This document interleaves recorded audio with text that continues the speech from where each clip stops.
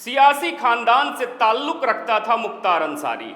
चाचा रह चुके हैं उपराष्ट्रपति। माफिया मुख्तार अंसारी 5 बार विधायक रह चुका था और वह 2005 से सजा काट रहा था।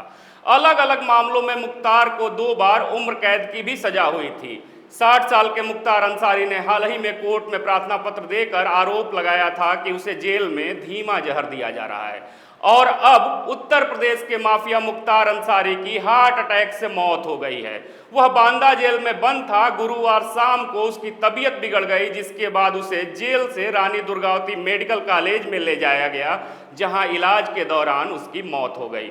मौत की वजह हार्ट अटैक बताई जा रही है। उसकी मौत के बाद बांदा, मऊ और गाजीपुर में सुरक्षा व्यवस्था बढ़ा दी गई है।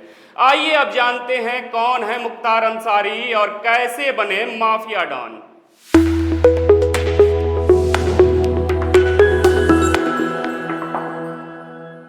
राजनैतिक खानदान से ताल्लुक रखने वाले मुख्तार अंसारी का जन्म गाजीपुर जिले के मोहम्मदाबाद में 3 जून 1963 को हुआ था।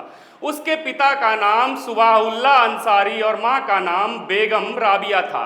गाजीपुर में मुख्तार अंसारी के परिवार की पहचान एक प्रतिष्ठित राजनीतिक खानदान के रूप में देखी जाती है। लगभग 17 साल से ज्यादा वक्त से जेल में बंद मुख्तार अंसारी के दादा डॉक्टर मुख्तार अहमद अंसारी स्वतंत्रता संग्राम सेनानी भी थे। मुख्तार अंसारी के नाना ब्रिगेडियर मोहम्मद उस्मान को 1947 की लड़ाई में शहादत के लिए महावीर चक्र भी दिया गया था, जबकि मुख्तार अंसारी के पिता सुभानुल्लाह अंसारी गाजीपुर की राजनीति में लगातार सक्रिय रहे थे। मुख्तार के पिता की बेहद साफ सुथरी छवि मानी जाती है। कहा जाता है कि भारत के पूर्व उपराष्ट्रपति हामिद अंसारी रिश्ते में तो मुख्तार अंसारी के चाचा लगते हैं। अपराध की दुनिया में कदम रखने वाले मुख्तार के खिलाफ 61 आपराधिक मामले दर्ज थे। इसमें से 15 हत्या के मामले थे। 1980 के दौर में जब पूर्वांचल में विकास के काम हो रहे थे, तब वहां के लोकल गैंग्स में ठेके लेने की होड़ लगी होती थी। उस वक्त मुख्तार अंसारी मखानू सिंह गैंग में था और इस गैंग की दुश्मनी साहेब सिंह गैंग से चल रही थी। साहेब सिंह गैंग के लिए गैंगस्टर ब्रजेश सिंह भी काम कर रहा था। लेकिन 1990 के दशक में मुख्तार अंसारी ने अपना गैंग बना लिया। उसने कोयला खनन, रेलवे जैसे कामों में 100 करोड़ का कारोबार खड़ा कर लिया। फिर वो गुंडा टैक्स, जबरन वसूली और अपहरण के धंधे में भी आ गया था।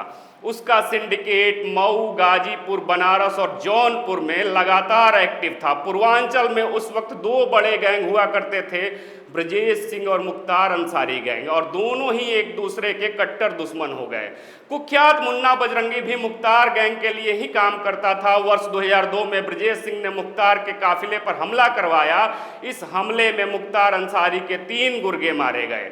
इस घटना में डॉन ब्रजेश सिंह भी बुरी तरह घायल हुआ था। वर्ष 2005 में बीजेपी विधायक कृष्णानंद राय की हत्या करवा दी गई। इस हमले में कृष्णानंद राय के साथ उनके 6 सहयोगी भी मारे गए थे।